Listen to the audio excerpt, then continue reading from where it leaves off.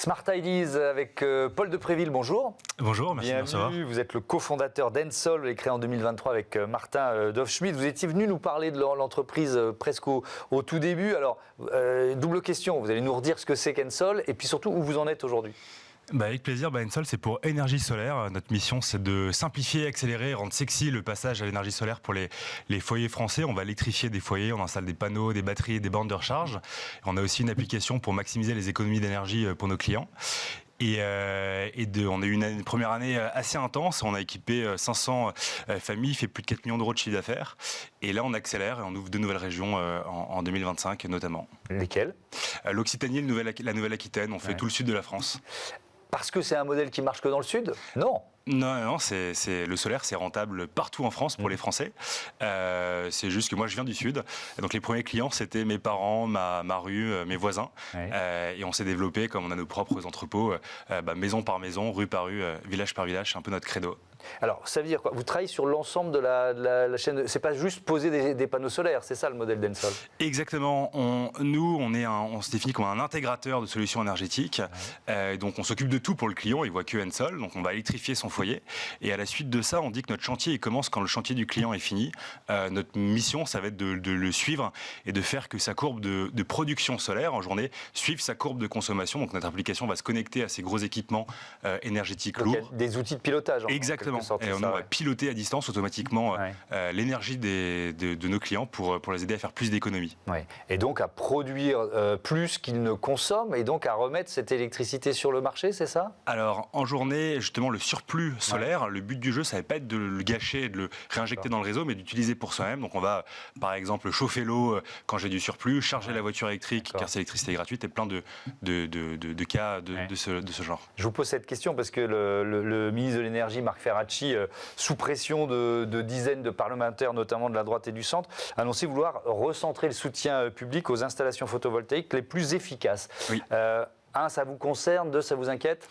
Non, ça nous concerne et il y a plein de choses à faire. Il faut qu'on ait un cap clair sur le mix énergétique et la politique énergétique de la France. Là où c'est le plus efficace, nous, on pense profondément que c'est l'autoconsommation.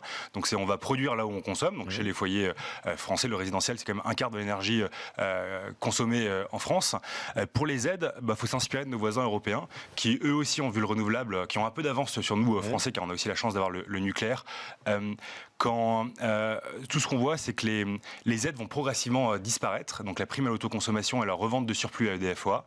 Par contre, il y a d'autres types d'aides qui sont peut-être plus efficaces, notamment la baisse de la TVA qui va arriver sur le nouveau plan de budget de 2025 de Bayrou qui le propose. Donc ils vont baisser la TVA à 5%. Et aussi, il y a peut-être d'autres choses à creuser, comme les économies d'impôts, des choses où c'est le client, les Français qui réceptionnent les aides et moins les installateurs, là où il peut y avoir quelques abus. Ça veut dire que vous êtes relativement d'accord avec finalement les députés qui disent que le système est pas le plus efficace possible, le système d'aide, de subvention actuel. Pour la partie autoconsommation, donc qui nous concerne, nous on plaide pour une baisse de la TVA et une simplification de la démarche administrative. Donc ça c'est pas dans le plan économique, mais c'est un des gros freins aujourd'hui. Nous chez Ensol, on a des délais monstrueux avec les mairies, avec Enedis, entre 1 et 2 mois. On perd des clients à cause de ça. On doit recruter des gens juste pour gérer de la paperasse administrative et on gagnerait, la France aussi, à simplifier ces démarches. Alors vous êtes aussi à l'initiative de la Suntech, c'est quoi la Suntech ? Alors la Suntech c'est un réseau d'acteurs, d'entrepreneurs engagés dans l'énergie et l'électrification en France. On a une 50aine de boîtes aujourd'hui et le but c'est là-bas c'était des apéros qui ont de plus en plus de succès. Ça devient un lobby. Exactement, c'est exactement ça devient un réseau d'entraide et maintenant on se structure pour faire porter nos messages, nos idées et accélérer, provoquer une révolution solaire en France, mais aussi participer à l'électrification et à la transition énergétique. Et sans lobby, on n'arrive pas à peser auprès des collectivités locales ou de l'État pour obtenir ce que vous disiez, c'est-à-dire baisse de la TVA, moins de paperasse, etc. Vous voyez l'efficacité quand même quand on est nombreux à parler ? Oui, de plus en plus. Et aussi, c'est se structurer, on n'est pas seul, on s'entraide, mais il y a aussi beaucoup de réseaux qui existent déjà, Enerplan, ou simplement nos clients qui eux-mêmes poussent pour ces choses-là.